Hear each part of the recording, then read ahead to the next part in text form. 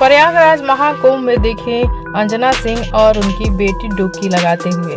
जी हाँ दोस्तों, अंजना सिंह भी गई थी महाकुंभ में डुबकी लगाने अपनी बेटी के साथ। आप जो ये वीडियो देख रहे हैं ये प्रयागराज का है, जो डुबकी लगाने के बाद का है।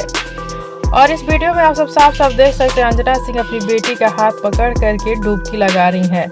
और अंजना सिंह के हाथ में है अंजना सिंह के मम्मी और पापा का फोटो।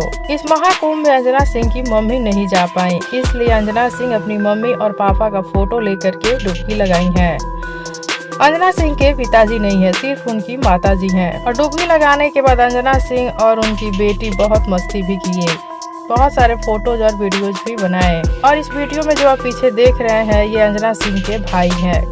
अंजना सिंह की जो बेटी है अदिति उनके मामा है। अंजना सिंह की जिंदगी में अब उनकी बेटी ही सब कुछ है, इसलिए अंजना सिंह अपनी बेटी के साथ ही महाकुंभ में डुबकी लगाई है। तो आप सब क्या कहना चाहते हैं अंजना सिंह के लिए कमेंट बॉक्स में जरूर बताइएगा। साथ ही वीडियो को लाइक कर लीजिए, चैनल को सब्सक्राइब कर लीजिए। वीडियो पसंद आया हो तो इसे ज़्यादा से ज़्यादा शेयर करें।